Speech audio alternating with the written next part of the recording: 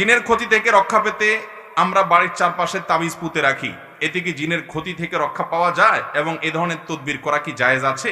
যদি জায়েজ না থাকে তাহলে জিনের ক্ষতি থেকে বাঁচার উপায় কি? দেখুন, জিনের ক্ষতি এবং উপদ্রব থেকে বাঁচার জন্য নানান কাজ আমাদের দেশে হয়। এর ভিতরে একটা হলো এই যে ঘরের চার কোণে চারটা তাবিজ পোতা ইত্যাদি ইত্যাদি। এরকম কোন শিক্ষা নবী সাল্লাল্লাহু আলাইহি সাল্লাম থেকে আমরা পাই না।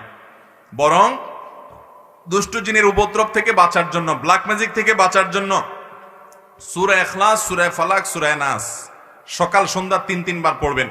বিসমিল্লাহিল্লাযী লা ইয়াদুররু মা ইসমিহি শাইউন ফিল আরদি ওয়ালা ফিস সামা ওয়া হুয়াস সামিউল আলিম সকাল সন্ধ্যায় ৩ বার পড়বেন। হাসবিয়াল্লাহু লা ইলাহা ইল্লাহু আলাইহি তাওয়াক্কালতু ওয়া রাব্বুল আরশিল আযীম সকাল সন্ধ্যায় ৭ বার করে পড়বেন। আয়াতুল কুরসি পাঠ করবেন। যখনই বাসায় ঢুকবেন বিসমিল্লাহ বলে ঢুকবেন। শুধু আপনি একা ঢুকলে হবে না, যত মানুষ বাসায় ঢুকবে সবাইকে বলবেন বিসমিল্লাহ বলে ঢুকতে। হাদিসে আসছে বিসমিল্লাহ বলে ঢুকলে শয়তান সাথে ঢুকতে পারে।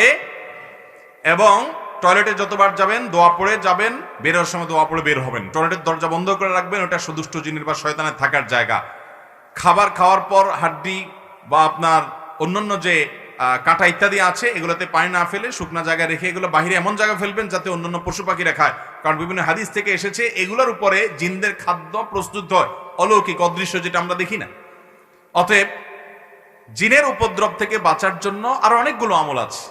উপদ্রব ইতিমধ্যে শুরু হয়ে গেছে, এখন বাঁচতে চান সূরা বাকারা তেলাওয়াত করবেন। যে বাসায় সূরা বাকারা তেলাওয়াত করা হয় হাদিসে আসছে সে বাসায় এই জাতীয় উপদ্রব হয় না। এগুলো থেকে, ব্ল্যাক ম্যাজিক থেকে, দুষ্টজনের উপদ্রব থেকে বাঁচা যায়। সূরা বাকারা তেলাওয়াত করতে থাকেন। নিজে তেলাওয়াত করতে পারেন না, অডিও চালায় রাখেন। হারামের ইমামদের অডিও, বিভিন্ন কারীদের অডিও চালাওয়াত করে রাখেন। পরীক্ষিত আপনার বাসায় অস্বাভাবিক আচরণ দেখছেন, দুষ্টজনের প্রভাব মনে হচ্ছে, আপনি আমলগুলো শুরু করেন। সেই সাথে ঘর থেকে সকল হারামের যত সিম্বল আছে সেগুলো সব সরান।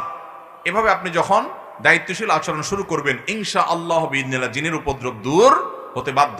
আমরা আজকাল সবকিছু সহজে করতে চাই, জান্নাতে যাওয়ার জন্য আমল করতে কষ্ট হয়। এই জন্য অনেকে এমন কিছু পীর ধরে যে পীর তাকে মিথ্যা আশ্বাস দেয় যে তুমি আমাকে হাদিয়া দোফা টাকা পয়সা দিয়ে দিবা, আমি পার করে দিব।